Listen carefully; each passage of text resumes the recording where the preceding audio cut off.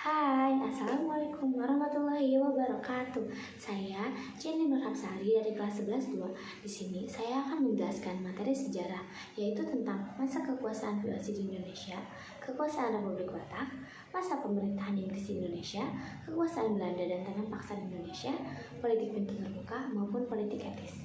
Dan langsung saja untuk pembahasan materi yang pertama, yaitu materi VOC. 1. Materi VOC. Masa kekuasaan VOC di Indonesia. VOC atau dikenal sebagai Kongsi Dagang atau Perusahaan Perdagangan Belanda di Indonesia.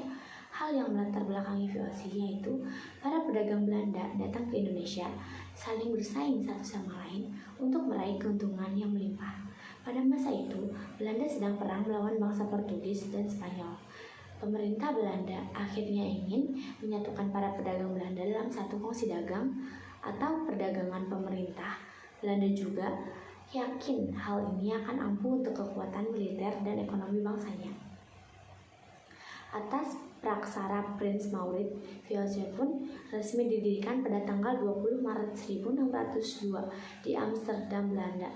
Tujuan utama didirikannya VOC yaitu menghindari persaingan antar pedagang Belanda, menghindari persaingan dengan bangsa Eropa lainnya, dan menghindari dan memonopoli perdagangan rempah. Selain itu juga, VOC memiliki hak oktroy atau hak istimewa, yaitu hak mencetak uang sendiri, hak memelihara angkatan perang sendiri, hak memerintah negara yang diduduki, hak melakukan perjanjian dengan raja-raja, dan juga hak memonopoli perdagangan rempah. Dan akhirnya pada tahun 1749, tepatnya pada tanggal 24 Maret 1749, VOC pun mengalami keruntuhan akibat terjadinya korupsi. Materi berikutnya yaitu tentang kekuasaan Republik Batak di Indonesia. Pada tahun 1795, Prancis menyerbu Belanda.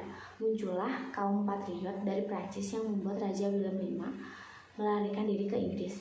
Belanda pun dikuasai Prancis. Prancis kemudian membuat pemerintahan bernama Republik Batak yang dipilih Louis Napoleon. Pemerintahan Indonesia pun di bawah kekuasaan Batak. Raja Willem V kemudian menyampaikan surat Kew yang berisi pemerintahan Belanda menyerahkan ke Inggris, bukan Prancis. Inggris pun ke Indonesia dan mengambil daerah Padang, Ambon, Aceh dan membuat angkatan Batak ingin mengambil semua daerah bekas VOC. Louis pemimpin Batak menunjuk Nendels 1808 sampai 1811. Tugas 1. Mempertahankan Jawa. 2.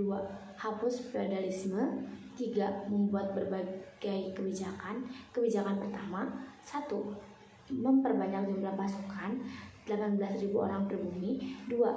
Membuat angkatan legion Mangkunegara. 3. Membangun jalan raya dari Anyer sampai Panarukan. Kebijakan politik dan pemerintahan. 1. Mengangkat bupati sebagai pegawai. 2. Membagi Pulau Jawa menjadi 23 kepresidenan. 3. Kebijakan peradilan. 3. Peradilan Eropa, orang Timur Asia, pribumi. 1. Buat peraturan pemberantas korupsi kebijakan sosial ekonomi. 2. Melakukan pajak. 3. Meningkatkan penanaman yang laku di pasar dunia. 4. Rakyat wajib menyerahkan hasil pertanian. 5. Menjual tanah kepada swasta. Adanya kesalahan kebijakan yaitu menjual tanah kepada swasta, hasilnya untuk diri sendiri, lalu dipecat. Johnson dipilih pada 1806. Johnson terusir karena wilayahnya dikuasai Inggris. 26 Agustus 1811, Batavia dikuasai Inggris. Johnson meminta Legion Mangkunegara untuk memukul Inggris, tetapi tetap kalah. Pada 18 September 1811, Belanda dipaksa menandatangani perjanjian tentang Pulau Jawa diserahkan kepada Inggris dan orang Belanda dipekerjakan di perintah Inggris. Materi selanjutnya yaitu tentang masa pemerintahan Inggris di Indonesia. Pada 18 September 1811, Raffles ditunjuk. Prinsip 1. Segala kerja rodi, penyerahan wajib dihapus. 2. Pemungutan pajak dihapus. 3. Tanah milik pemerintah. Kebijakan politik dan pemerintahan. 1. Membagi Pulau Jawa jadi 18 keresidenan. 2. Mengangkat bupati sebagai pegawai pemerintah. 3. Kebijakan sosial ekonomi. 1. Menghapus penyerahan wajib. 2. Menghapus kerja rodi. 3. Menjual tanah ke swasta. 4. Memberlakukan sistem sewa tanah untuk sistem sewa tanah dengan ketentuan 1. Petani menyewa tanah meskipun mereka pemilik tanahnya. 2. Harga sewa sesuai kondisi tanah. 3. Menggunakan uang tunai. Adanya banyak kendala pada masa Raffles. 1. Kurangnya pengawasan. 2. Bupati lebih kuat dibandingkan asisten Inggris. 3. Pemerintahan Raffles kurang memuaskan. Pada 1815, Raffles diganti John Vandal. Namun, tak lama Pulau Jawa harus diserahkan ke Belanda pada 1816. Selanjutnya, materi kekuasaan Belanda di Indonesia dan tanah paksa di Indonesia. Pada 1829, Van der Bos mengajukan usulan harus melakukan penanaman tanaman di jajahan yang laku di pasaran dunia, dan kaum pribumi dijadikan kerja rodi tanah paksa. Ketentuannya 1. Petani harus menyediakan 1/5 tanah miliknya. 2. Tanah yang digunakan bebas pajak. 3. Hasil panen diserahkan ke pemerintah. 4. Pekerjaan diawasi penguasa pribumi. Penguasa pribumi diberi bonus. Ketika semakin besar setoran, maka semakin besar bonus untuk mereka. Penguasa pun mereka pribumi untuk menanam. Adanya bonus memicu penyelewengan terhadap luas tanah. Tanah 1/5 lebih digunakan sistem tanam paksa, menimbulkan pro dan kontra. Pada 1860 terbit 2 buku, Stick Contracten oleh Ferenc dan Max Havelaar oleh Davies Dekker. Sejak itu sistem tanah paksa mulai dihapus, diganti sistem ekonomi liberal. Kemudian saya akan menjelaskan tentang politik pintu terbuka.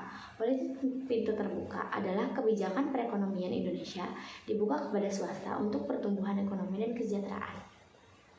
Kebijakan pintu terbuka. 1. Sistem tanam paksa dihapuskan. 2. Ekonomi diserahkan kepada swasta. 3. Ditandai dikeluarkannya undang-undang agraria dan gula.